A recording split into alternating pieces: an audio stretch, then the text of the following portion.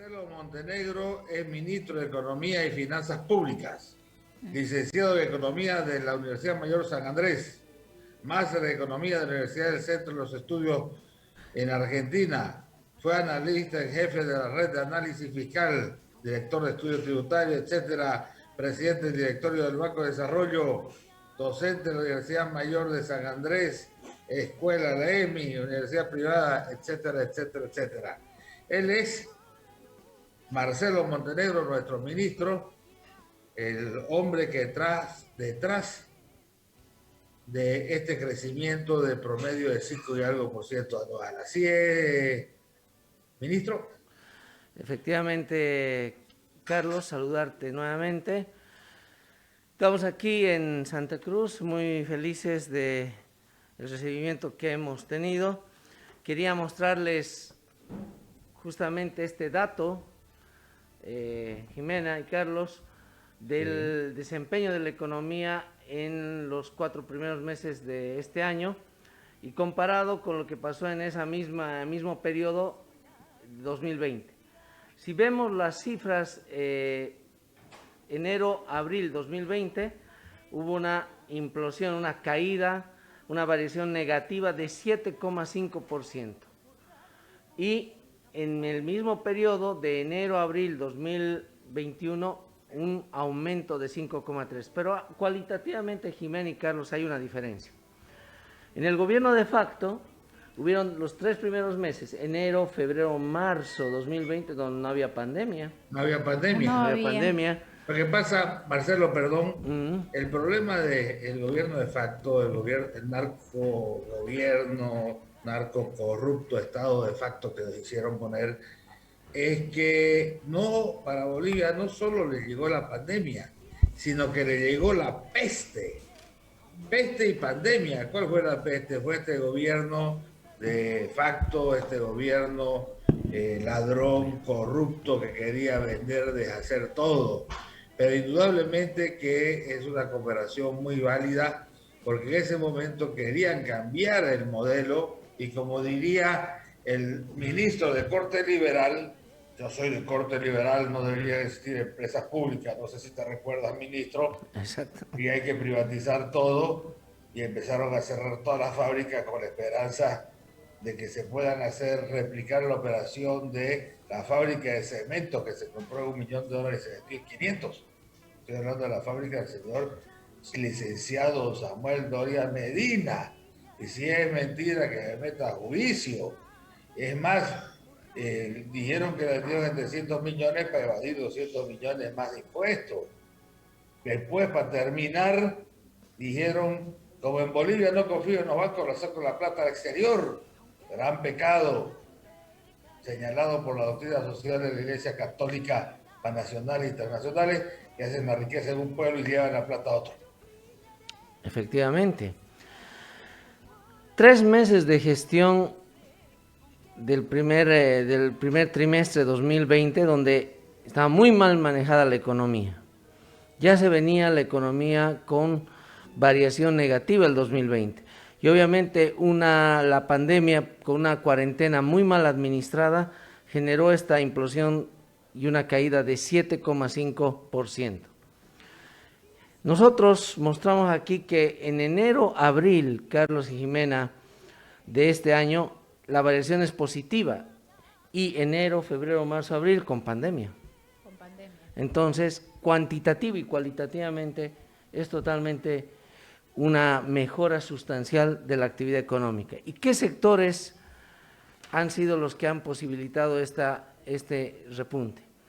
Fundamentalmente está minería, con un 34,2%, está construcción con 17,9%, hidrocarburos con un 10%, la industria manufacturera con un 9,6%, comercio con un 8,4%, otros servicios con 8,1%, y los demás sectores que en su mayoría se han ido dinamizando, han ido mostrando una mejora sustancial. No lo decimos nosotros, Carlos y Jimena, también varios organismos están anticipando que Bolivia este año va a crecer y va a estar entre las 10 economías más importantes en términos de crecimiento de América Latina. El FMI, Banco Mundial o CEPAL están mostrando que la economía boliviana va a tener una performance de crecimiento bastante importante. Inclusive el Fondo Monetario Internacional, que no es amigo ilustre, plantea para este año 2021 como algo del 5% de crecimiento. Así es. Proyecta. Así es, proyecta un 5%, Carlos, el Banco Mundial 4,7% y la CEPAL 5,1%. Entonces, La CEPAL 5,1 sí. Y finalmente irá a quedar pues, un 4,7. Nosotros estamos estableciendo en el programa fiscal financiero que la meta de crecimiento para la economía boliviana va a estar en un 4,4%, ¿no? Si es más grande, bienvenido, pero Ahora, nosotros estamos con nuestro programa fiscal financiero siendo más sensatos a la hora de plantear la meta de crecimiento de este año. Marcelo, ¿sabes qué me llama la atención? Me llama la atención la seriedad con que tu ministerio, a la cabeza del presidente y economista Luis Arce, están tomando esta cuestión. Si bien es cierto, se tuvo que liberar muchos recursos que habían en cajas y bancos, en instituciones negligentes que no lo habían podido utilizar, hablo de prefecturas y alcaldías, esos recursos podían en algún momento provocar la inflación, pero sin embargo veo que el Banco Central de Bolivia está emitiendo papeles para captar esa liquidez y controlar lo que podría ser una inflación, ¿o me equivoco? Bueno, la política monetaria en este momento está siempre vigilante de que el valor de la moneda se mantenga, Carlos, y de hecho en este momento la inflación no es un problema relevante, está controlada, está monitoreada por la autoridad monetaria y de seguro lo que sí se requiere en estos momentos es darle fuerza a la inversión pública y a la política fiscal. Para aquello, estimado Carlos y Jimena, el presidente Luis Arce ha remitido a la Asamblea Legislativa Plurinacional un proyecto de ley de un fideicomiso denominado FARIF, que es el Fondo de Ayuda a la Reactivación de la Inversión Pública, por 2.000 millones de bolivianos, una cifra no menor, que le va a permitir a gobernaciones y municipios poder poner su contraparte local en muchos proyectos que en este momento están paralizados. Es decir, un puente donde, por ejemplo, el gobierno ya ha puesto 70%, falta la contraparte local, ya sea de la gobernación o ya sea del municipio en cuestión, y que en este momento no pueden dar esa contraparte, por varias razones, espero que no sean políticas, sino económicas, pueden recurrir a este fondo, al FARIP, para concluir y dar su contraparte, y se termine esa obra. ¿Y qué va a permitir eso?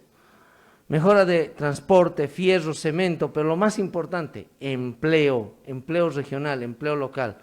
Y esta medida ya es un empuje muy importante a la inversión pública, Jimena y Carlos. Qué cosa importante, ¿no? También hay que tomar en cuenta las autoridades que hubieron en el anterior, ¿cómo es que se dice, Jimena? Anterior. El anterior gobierno, pues no sea el gobierno de facto. Así es. Para no ser tan reiterativo. Entonces, fíjese, estaba ahí de ministro nuestro amigo el licenciado José Luis Parada, que cuando estaba de jefe aquí en la gobernación, decía que habían ejecutado el 120% de su presupuesto. Lo que en teoría sería malversación. O sea, es gente que no tenía idea, no llegaba al 40, al 45% la ejecución presupuestaria de la gobernación de Santa Cruz, y el ministro lo debe saber y ojalá me pueda corregir y me diga, no, Carlos, estás equivocado, tenían el 99% de ejecución presupuestaria la gobernación de Santa Cruz. Pero toda esa plata, por ejemplo, que está ahí, el gobierno ha permitido que se saque y se use en la lucha contra la pandemia. Lo mismo ocurre con la Caja Nacional, que tiene 10.000 millones de bolivianos en cajas y bancos, y que cuando se sacó la ley para hacer 64 hospitales, el Colegio Médico, que también son los dueños de las clínicas en La Paz, se opusieron hasta que evitaron la construcción de esos hospitales. ¿Será así, ministro, tan grave la realidad como la veo yo? La verdad es que en muchos municipios y gobernaciones, bueno, no han ido haciendo una gestión adecuada de sus recursos.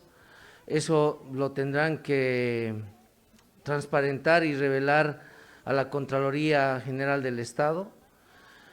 Pero en términos fácticos, el gobierno de facto proscribió la inversión pública en el país. Por eso las regiones sintieron esa caída. Es como la sangre en la anatomía, ¿no? Si se concentra solamente en un lugar del cuerpo, no genera un buen funcionamiento de toda la anatomía. Igual, aquí estamos inyectando una cantidad de recursos muy importantes a todas las regiones, donde el gobierno nacional de seguro tiene proyectos que tienen contraparte local y en este momento se hace necesario destrabar eso y que ya las alcaldías y gobernaciones puedan recurrir a este fondo, destraben esos proyectos de inversión y generen para su localidad más movimiento económico, transporte, de fierro, de cemento y lo más importante, vuelvo a recalcar, mano de obra. Mano de obra.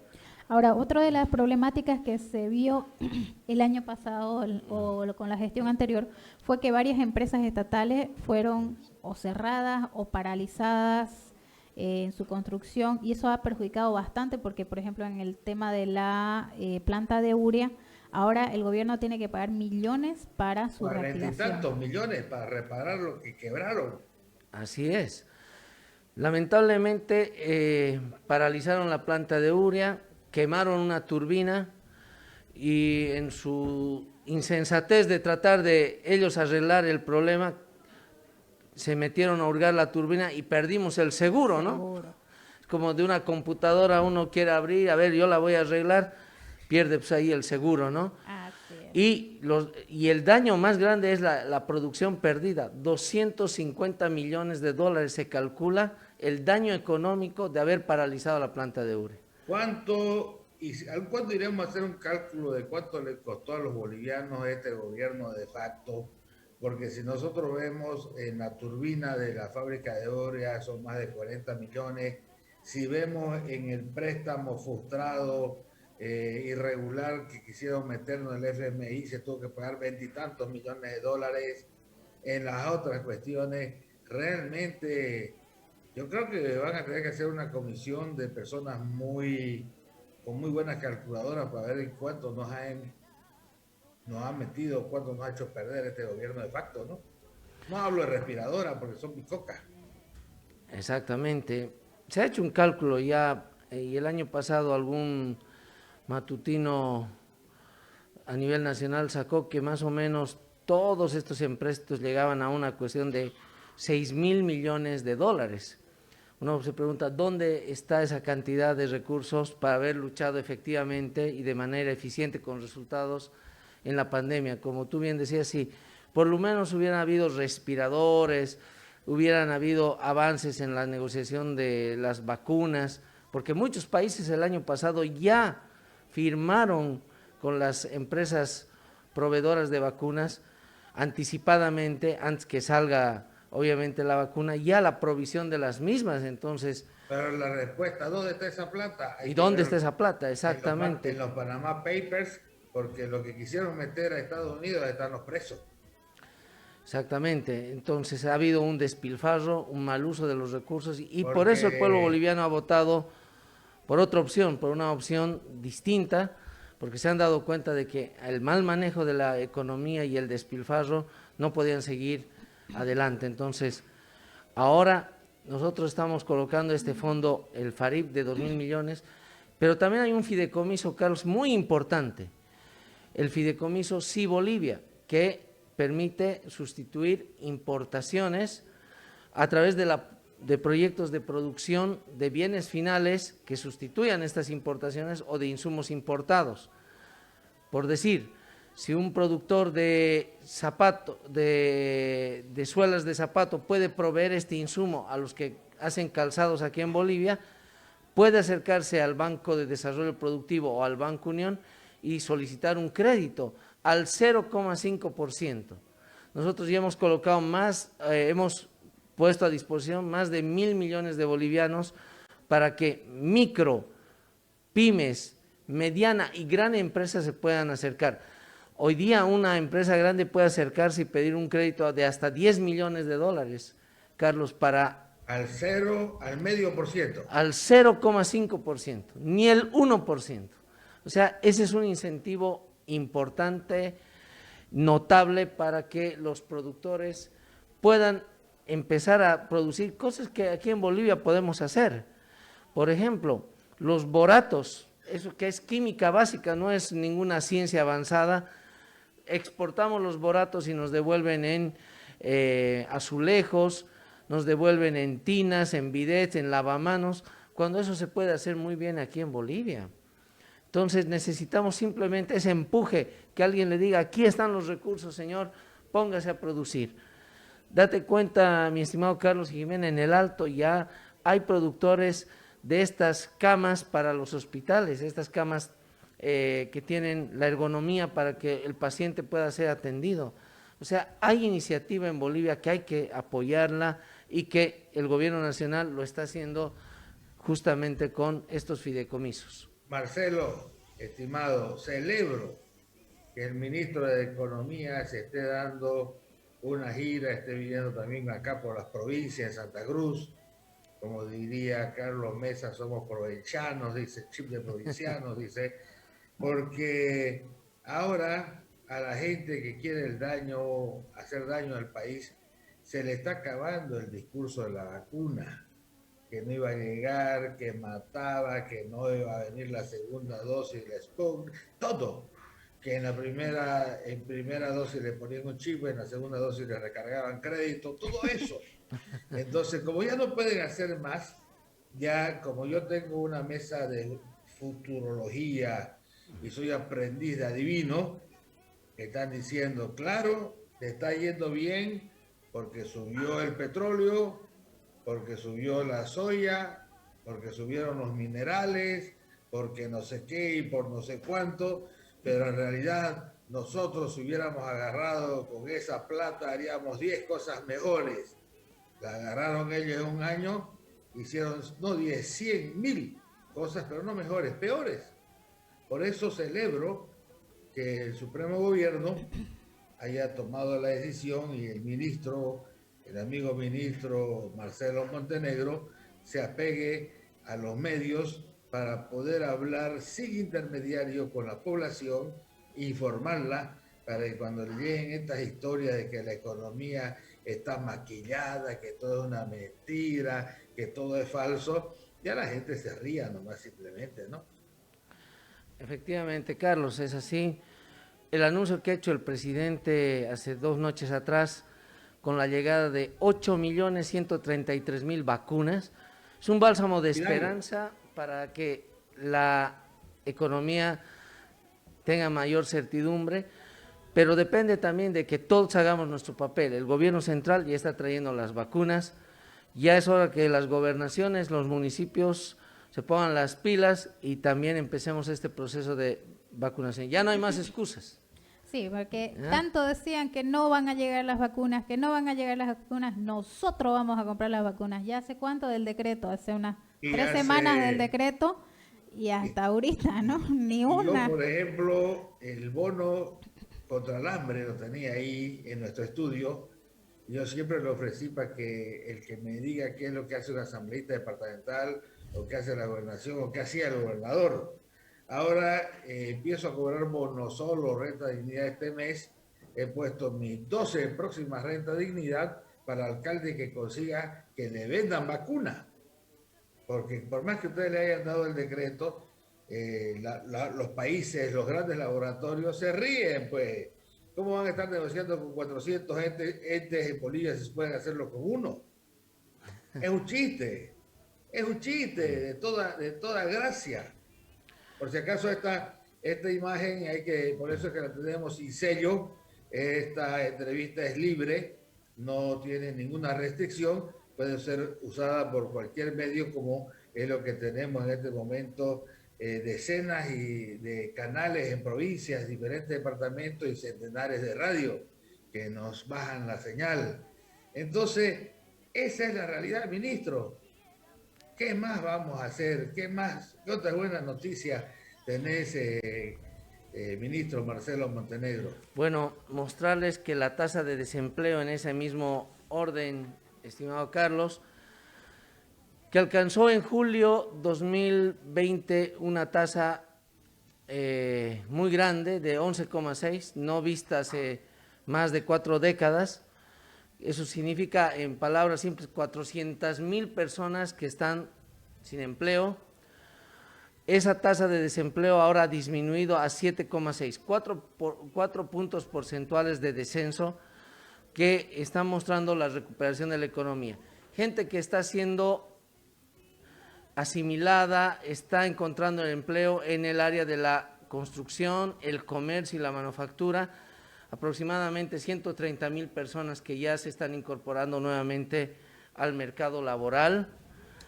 También mostrar que entre enero y mayo de 2020 a enero-mayo de 2021, el valor de nuestras exportaciones están subiendo en un 51%, donde la exportación de minerales y de industria manufacturera son los más relevantes. También obviamente exportamos hidrocarburos y productos agropecuarios, pero el problema de los hidrocarburos es que a los 3 meses de subido el precio se empieza a sentir, ¿no?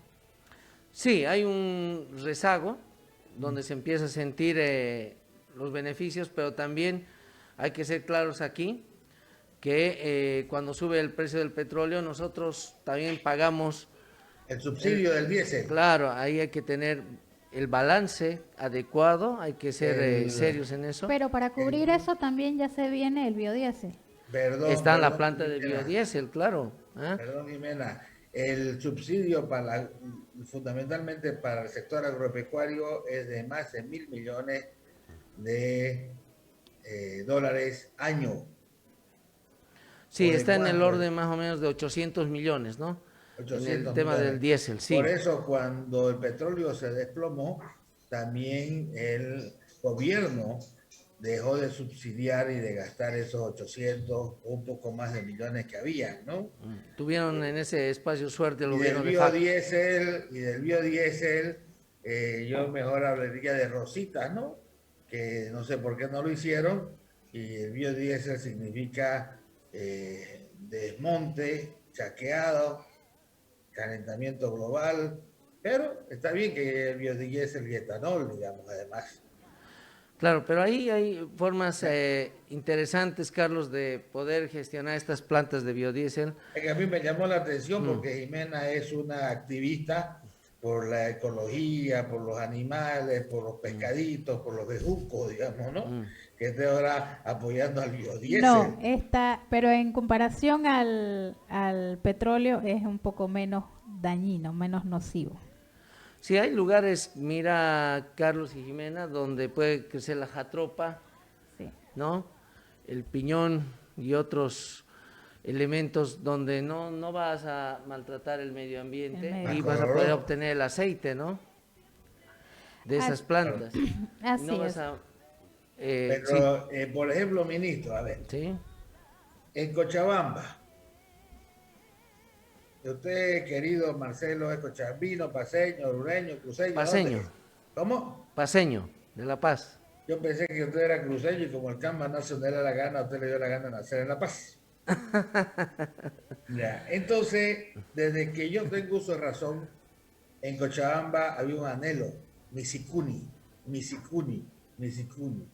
En esto, durante los gobiernos del tirano, como dirían los aquellos, se hizo Misicuni. ¿Y qué se consiguió Misicuni? Agua potable para la ciudad, riego para el valle y una hidroeléctrica que solo de Misicuni cubre el 9% produce el 9% de la energía que utiliza Bolivia, o sea, toda la energía de Cochabamba, pero se va un poquito más allá uno, a Corani, a la alturita, y ve que hay San José 1, San José 2, hay 2 o 3 hidroeléctricas que producen 4 veces más que la de Misicuni. Entonces, La hidroeléctrica y las que hay y las que pueden haber es lo que nos permiten exportar energía a la Argentina. Mira, es importante lo que señalas. Claro, el proyecto de Misicune fue un proyecto integral donde estaba conjuncionado la generación de energía eléctrica, riego y también generación de agua potable. Y de hecho ahora está sirviendo porque se está construyendo la aducción 2.2 para dotar de agua a la zona sur de Cochabamba, que es una zona muy necesitada de este líquido elemento. Al contrario de La Paz, ¿no? La zona sur en Cochabamba es la más deprimida. Así es, en Cochabamba la zona sur es una zona de compañeros que tienen bajos ingresos, pero que realmente están necesitados de este líquido elemento, y más aún en esta pandemia donde la higiene, donde hay que lavarse las manos, es súper importante. Un elemento que quería, si me permites, Jimena y Carlos, es Claro. relevar es también la balanza comercial, ¿no?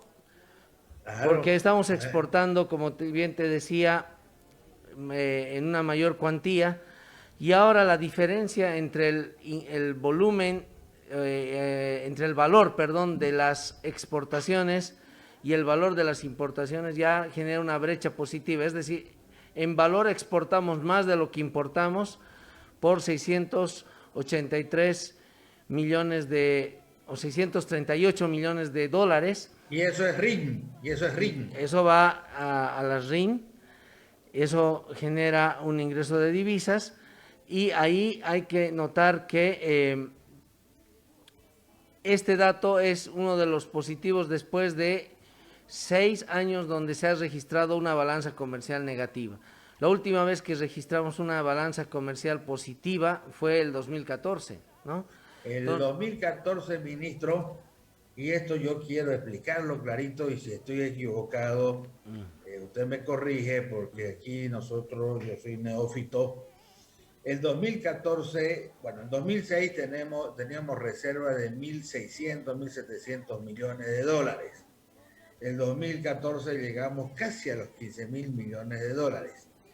La RIN, yo le explico a la gente de aquí, que es como yo, sencilla, es como la alcancía, el chanchito que tenemos para el caso de emergencia, de enfermedad, de crisis, de imprevisto, y eso es lo que ha hecho pues el gobierno con todos estos últimos años de crisis, ha inyectado de la reserva de los ahorros ante la crisis, que ya finalmente se ha podido controlar, y ahora otra vez se está llenando la alcancía. ¿Ese es el concepto o no?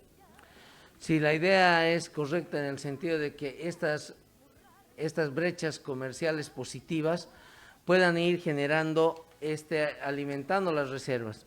De seguro que tenemos que evaluar que el nivel de reservas que tenemos en este momento nos ayudan a tener un margen de importación de 7 meses. Entonces, nosotros estamos mirando ahí que va a haber una recuperación importante. Otro elemento clave, estimado Carlos y Jimena, si me permiten, es mostrar el aumento de las recaudaciones tributarias. Y si no se estuviera recuperando la economía... El REIVA ha funcionado espectacularmente. Toda la gente ya anda pidiendo su factura y se ha registrado. Hay miles ya los registrados en el REIVA, ¿cierto? Pero aquí hay otro factor. Ya no está el gerente pues, de la Nacional de Seguro perdonando deuda a todo el mundo. 47 millones solo en 3 empresas. Aquí por $5.000 le borraban las notas de cargo.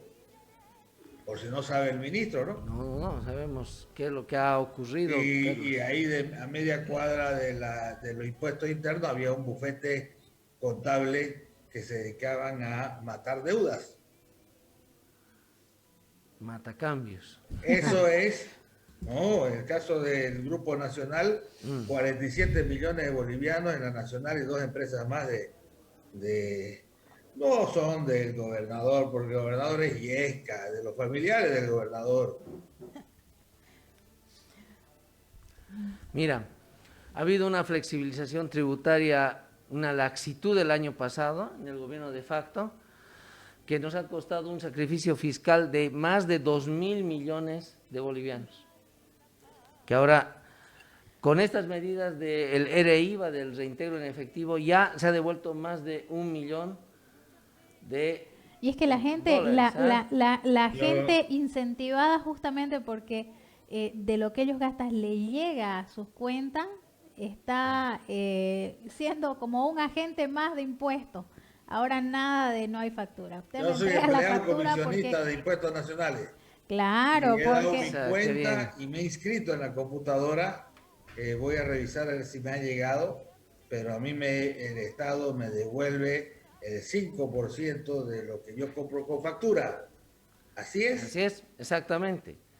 Y antes, cuando nadie de nosotros pedíamos esa factura, no se llevaba nadie esos recursos, ni el Estado ni el beneficiario.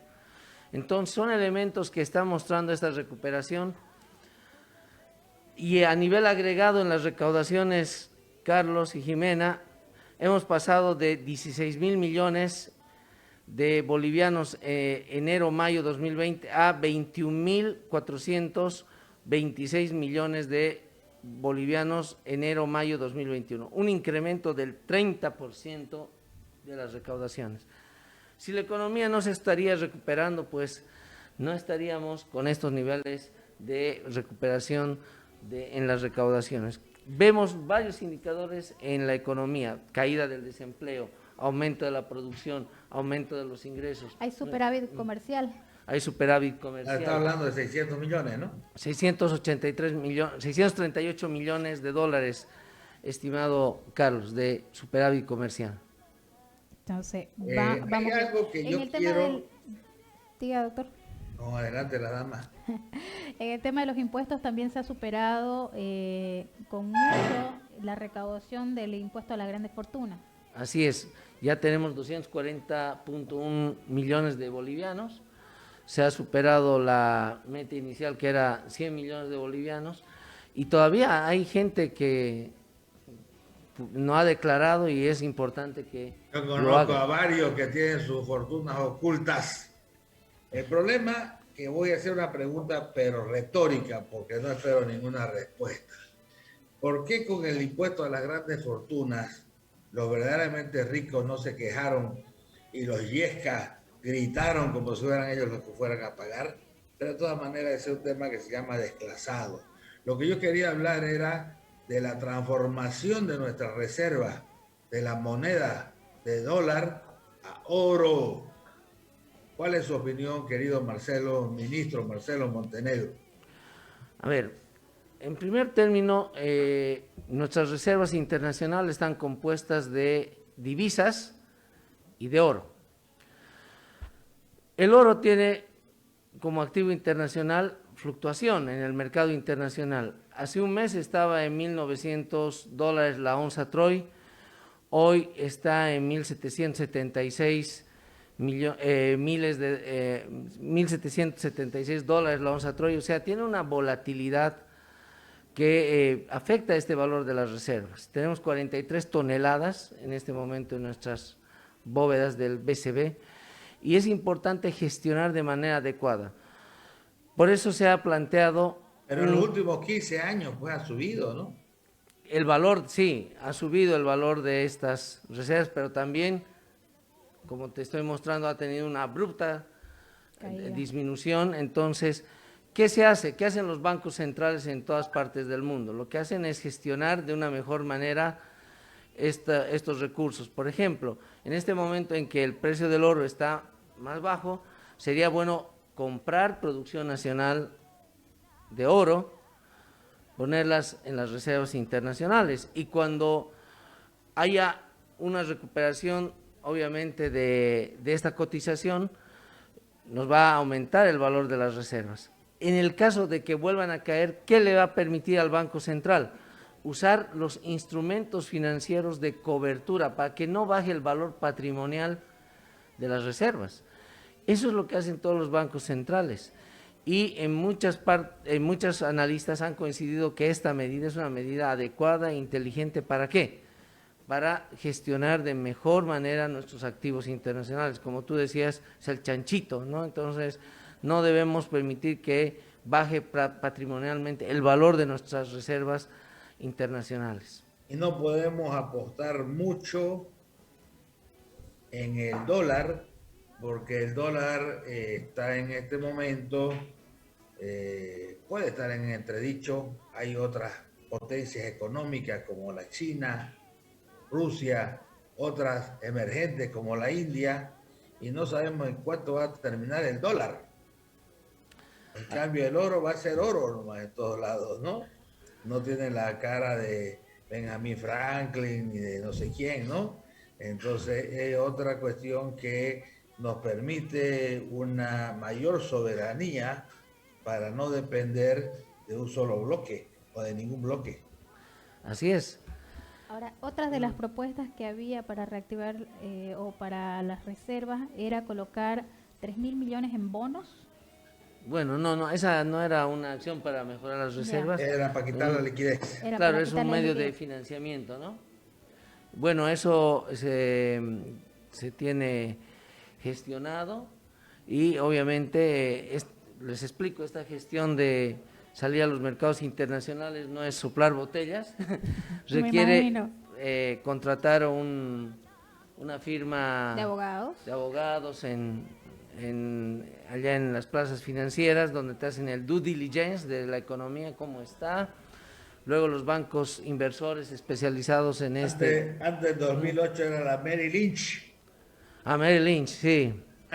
Ahora hay varios bancos, ¿no? Que Claro. tienen estas Merrill habilidades, ¿no? Lynch y su símbolo del toro, no sé si te recuerdas, ministro. Claro, allá en Nueva York, que está En ahí. Nueva York, Merrill Lynch. Sí, y justamente porque hay una operación en forma de toro en los activos internacionales, por eso le llaman bull, ¿no? Esa operación de activos financieros, esa es la representación de la fuerza, ¿no? De las finanzas allá en la bolsa de Wall Street.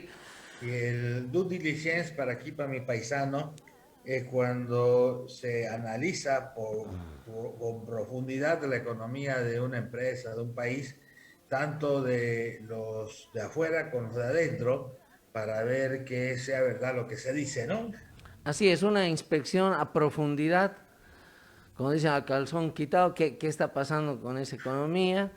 Y bueno, los bancos que van a ir a ofrecer esto tienen que saber exactamente qué les van a ofrecer a los tenedores de los bonos y por lo tanto ellos saben exactamente cuál es el estado de la economía y hay optimismo, ¿verdad?, por estos buenos indicadores. Entonces lo que hay que ver es el momento de salir y eso es una cuestión estratégica.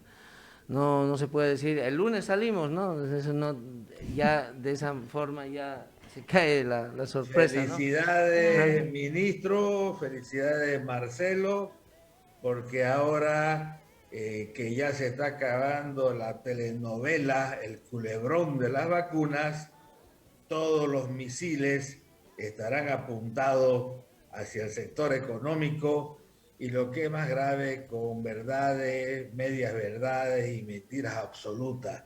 Felicidades, Marcelo. Nuestros medios, tenemos varios medios, especialmente en redes sociales, plataformas, están a tus órdenes, están a las órdenes de las personas que quieran informar sin intermediario directamente al pueblo.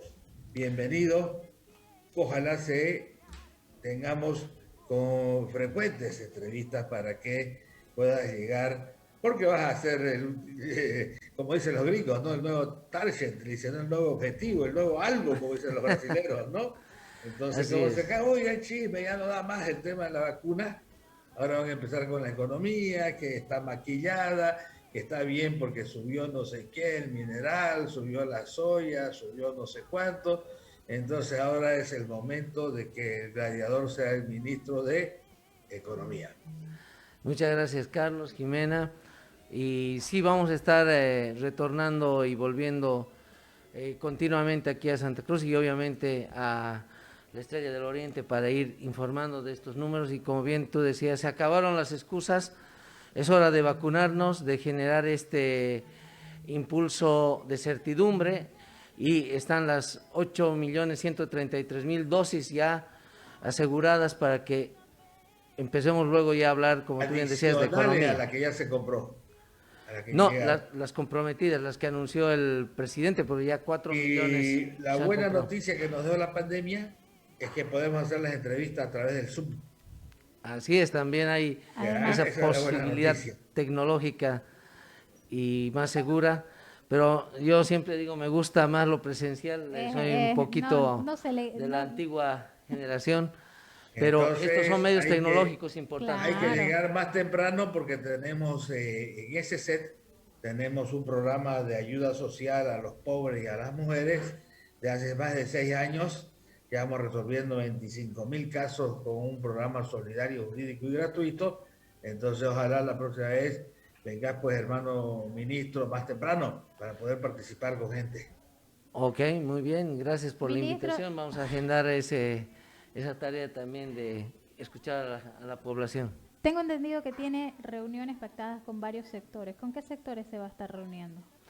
Bueno, nosotros nos reunimos con Federación de Productores, Federación de Gremiales, microempresarios, también empresarios privados. El presidente se ha reunido con los empresarios privados de Cochabamba, del Beni. Nosotros hemos recibido en su momento también a Soban, y nosotros estamos siempre amplios a escuchar cualquier tipo de propuesta económica, ¿no? La Hay Confederación... un clamor Mm. de la cúpula empresarial cruceña para reunirse con el presidente, pero como el presidente no lo tiene en su agenda, creo que se van y se reúnen y hacen no sé qué cosas con los ponchos rojos, digamos, ¿no? Y otros temas folclóricos. Entonces, qué bueno que venga el ministro porque debo entender que el presidente debe tener sus motivos por el cual no entran en su agenda ellos, ¿no? Pero si está aquí el ministro, mucho mejor, digamos, ¿no? Mira, Carlos, ahí siendo enfático, la Confederación de Empresarios Privados se ha reunido en un foro en La Paz, han sacado, digamos, un comunicado donde dan ahí una serie de medidas que están basadas, dicen, en un estudio, pero ese estudio nunca nos han hecho llegar al Ministerio de Economía. Sería bueno que nos Pero es puedan que entiendo proporcionar que eso, ¿no? es difícil Para... ahora el caso del empresariado cruceño, que han estado en las rotondas o financiando las rotondas, es muy difícil atenderlos ahora que se ha recobrado la democracia para el país, ¿no? Bueno, nosotros siempre vamos a ser muy abiertos, no nos ha llegado ninguna propuesta de ese trabajo, sería importante, ¿no?, que si ellos lo han planteado, por lo menos nos hagan llegar un ejemplar y nosotros lo vamos a analizar y les... Yo he recibido, digamos, esa inquietud y le he dicho, pero no sean sinvergüenza, le he dicho, después de lo que han hecho, ¿qué quieren? Ya, lo Bueno, que es, pues, Está ¿no? grave, ¿no? Hay que decir las cosas por su nombre. así es, ¿Ya? Hasta siempre, ministro. Gracias, ministro, Gracias, por Carlos, acompañarnos. muy amable por la entrevista. Gracias.